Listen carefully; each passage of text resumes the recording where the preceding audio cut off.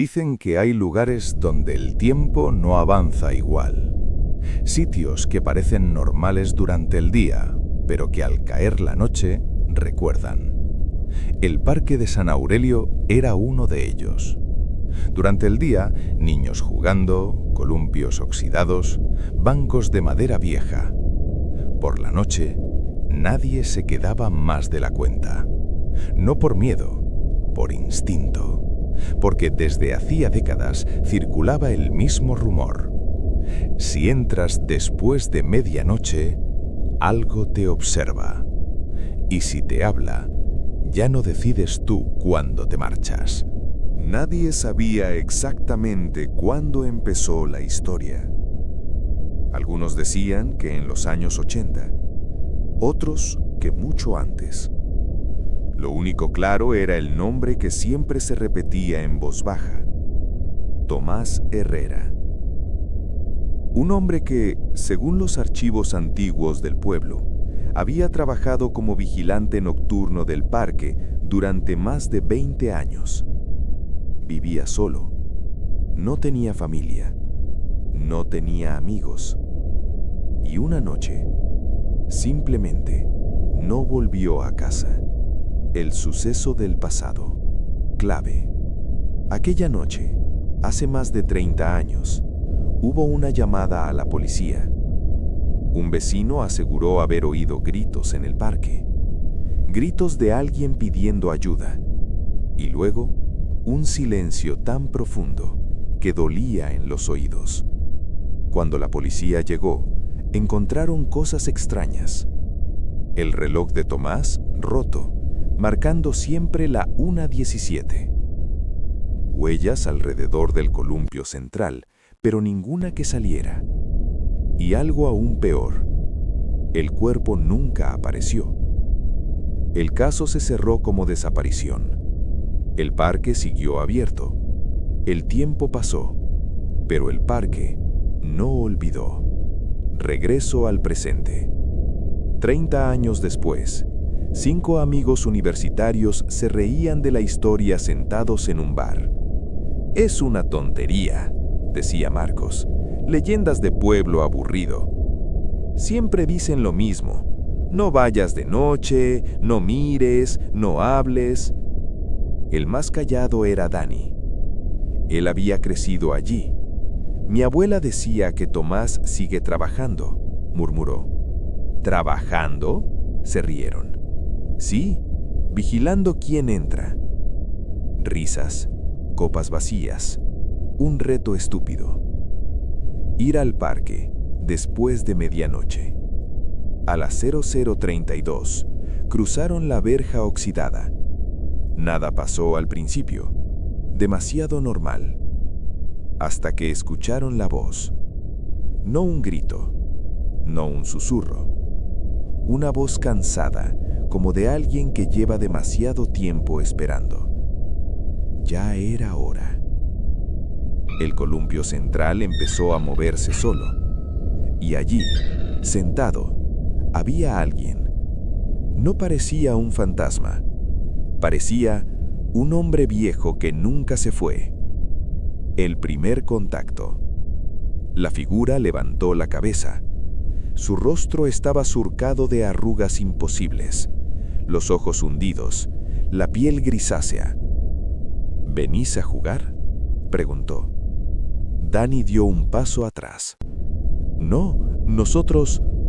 El hombre sonrió, y entonces dijo la frase que cambiaría todo. «Uno se queda, los demás todavía pueden irse». El viento se detuvo. El parque quedó en silencio absoluto. Y cuando reaccionaron, Dani ya no estaba con ellos. Salieron corriendo del parque sin mirar atrás. Nadie habló durante varios minutos. Solo se escuchaban sus respiraciones descompensadas y el sonido de sus pasos contra el asfalto húmedo. Marcos fue el primero en detenerse, doblándose sobre sí mismo, intentando entender lo que acababa de pasar. Dani no estaba. No había gritado. No había corrido. Simplemente había desaparecido. Laura repetía su nombre en voz baja, como si decirlo pudiera traerlo de vuelta. Cuando por fin se atrevieron a mirar hacia el parque, la verja estaba cerrada, completamente cerrada, como si nunca hubiera sido abierta esa noche. Pasaron las horas en casa de Marcos, sin dormir, revisando el móvil una y otra vez. No había mensajes, no había llamadas.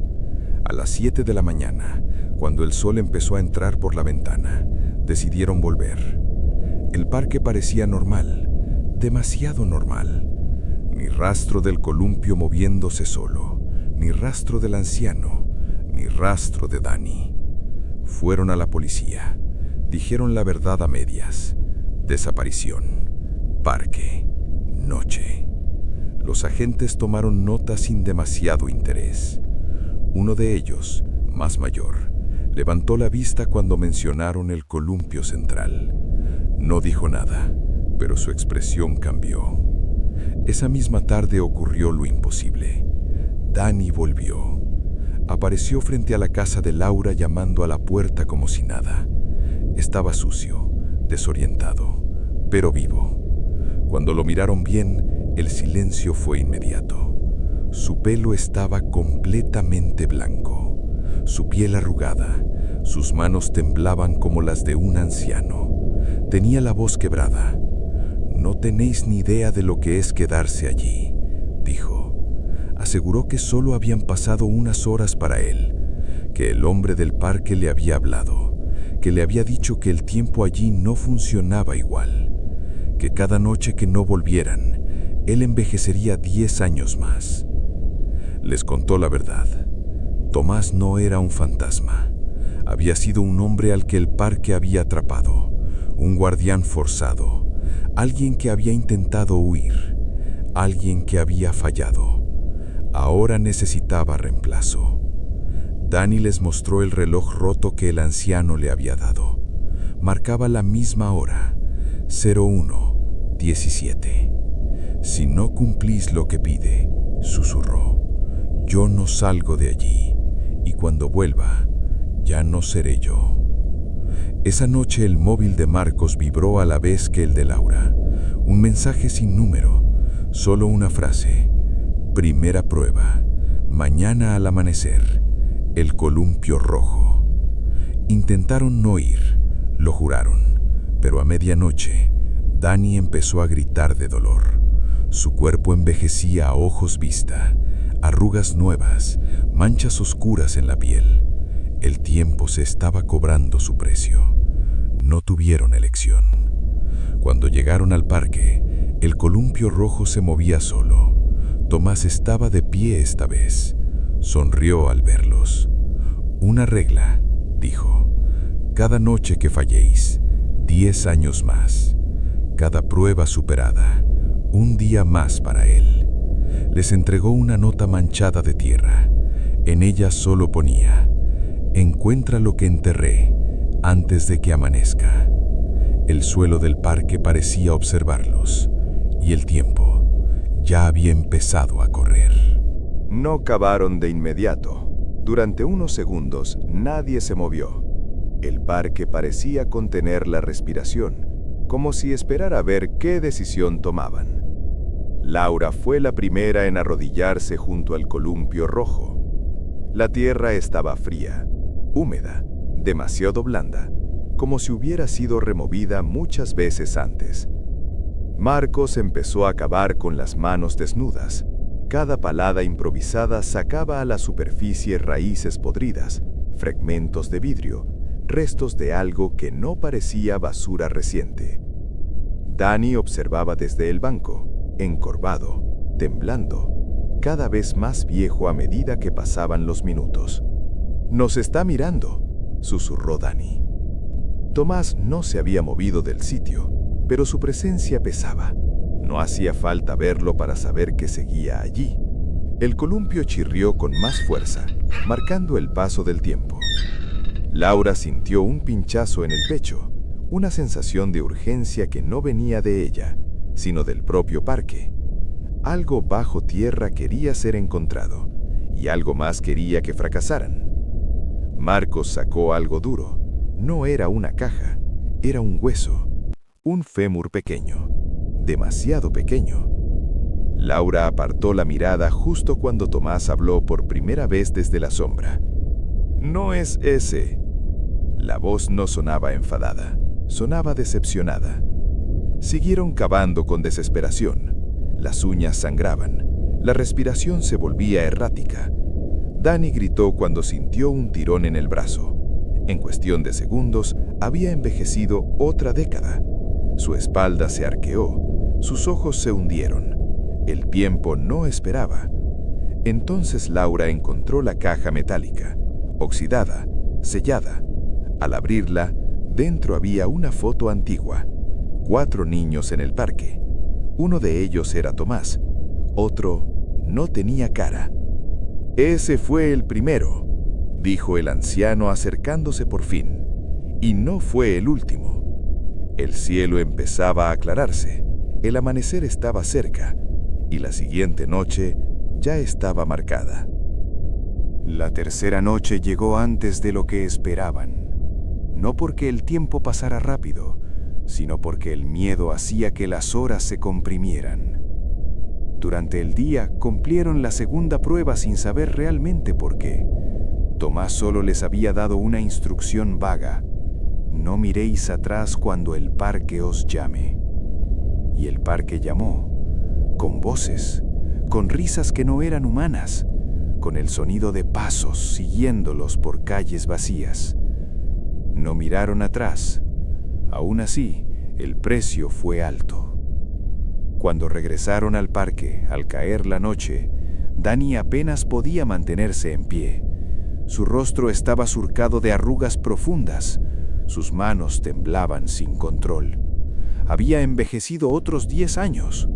Cada noche era una década robada. Cada error, una sentencia. «No voy a aguantar otra», susurró, apoyándose en el banco. «Si esta noche falla, no salgo de aquí». El parque estaba distinto. Las farolas parpadeaban como si no quisieran iluminar del todo. El columpio rojo ya no se movía solo. Alguien lo empujaba desde la oscuridad. El suelo estaba marcado con símbolos que no recordaban haber visto antes, grabados como cicatrices antiguas. Tomás apareció más cerca que nunca. Su rostro era más claro y más terrible. No parecía un fantasma, parecía alguien atrapado entre momentos, envejecido y joven a la vez. «Esta noche no jugamos», dijo. «Esta noche recordamos». El aire se volvió pesado, el parque desapareció por un segundo y luego volvió. Pero no era el mismo. Era el parque de hace 20 años. Risas, niños corriendo, una noche de verano. Laura entendió antes que los demás. Tomás no había muerto allí por accidente. Había sido abandonado, usado, olvidado. «Nosotros no hicimos esto», empezó Marcos. «Pero sois iguales», respondió Tomás. «Venís, miráis y os vais». La prueba fue cruel. Debían revivir la última noche de Tomás sin intervenir, sin gritar, sin huir. Cada vez que uno intentaba moverse, el tiempo se aceleraba. Dani envejecía ante sus ojos. Cabello blanco, piel quebrada, respiración corta. Laura gritó cuando vio cómo su amigo caía de rodillas, convertido casi en un anciano. «¡Para! ¡Ya basta!». Tomás la miró fijamente. «Una noche más», dijo. «Solo una». El parque volvió a la normalidad. El columpio se detuvo. El amanecer estaba cerca, pero Dani ya no se levantó solo. Lo ayudaron a salir, sabiendo que quizás no sobreviviría a la siguiente noche. Nadie habló durante el día siguiente. No porque no tuvieran nada que decir, sino porque cada palabra hacía real lo que estaban evitando pensar. Dani apenas podía caminar.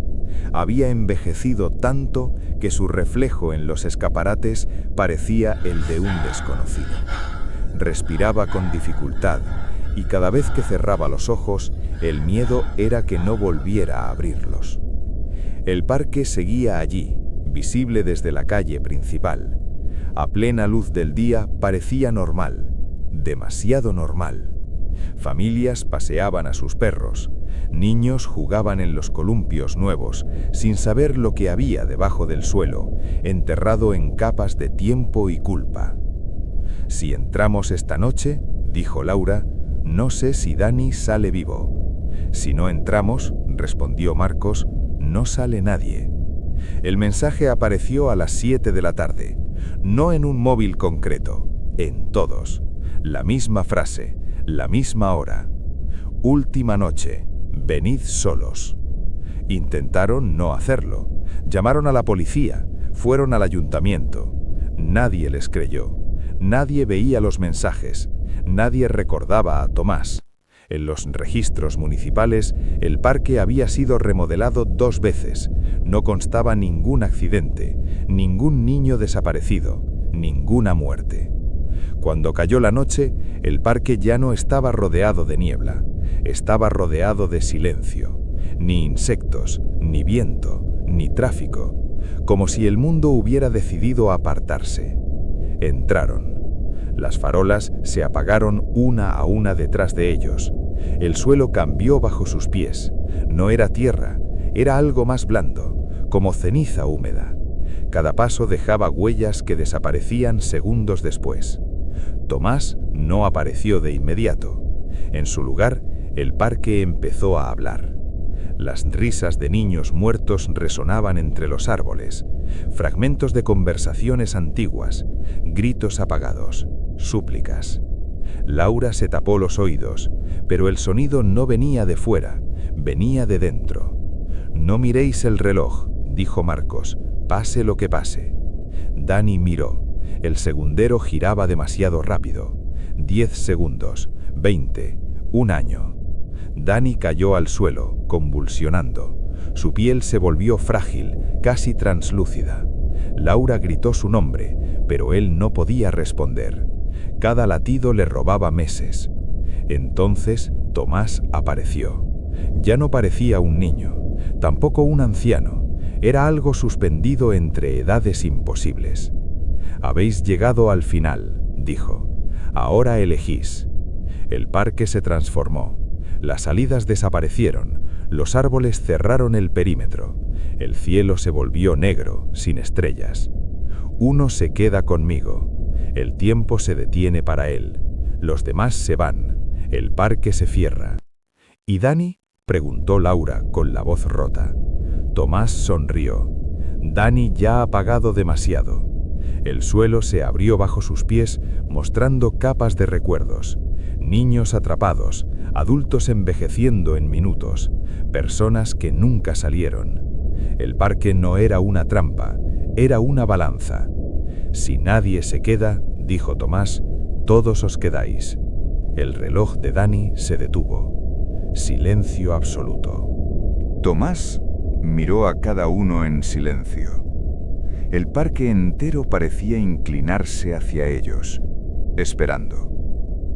«Uno se queda», repitió. «Para siempre». Laura dio un paso al frente sin pensarlo. «¡No!». Marcos la sujetó del brazo. «¡No eres tú!». Dani intentó hablar, pero de su boca solo salió aire. El reloj volvió a moverse. Un segundo más y no quedaría nada de él. Entonces ocurrió algo que Tomás no esperaba. Marcos cruzó la línea del parque. El aire se volvió espeso, como si el tiempo se resistiera. «Si el parque quiere una vida», dijo, «que sea la mía». Tomás lo observó con atención. Por primera vez, su expresión cambió. No era rabia, era algo parecido al cansancio. «¿Sabes lo que significa quedarte?». «Sí», respondió Marcos, «que ellos salgan». El parque tembló. Los árboles se apartaron lentamente. Las farolas se encendieron. Dani cayó al suelo, respirando. Laura gritó su nombre y lo abrazó. Cuando levantó la vista, Marcos ya no estaba. Solo quedaba el parque, normal, vacío, silencioso. Nunca volvieron a entrar. Años después, alguien dejó flores en un banco concreto. Siempre aparecían al amanecer. Nunca había huellas. Y a veces, si pasas por allí de noche y miras el reloj, verás que el segundero se detiene, solo durante un segundo.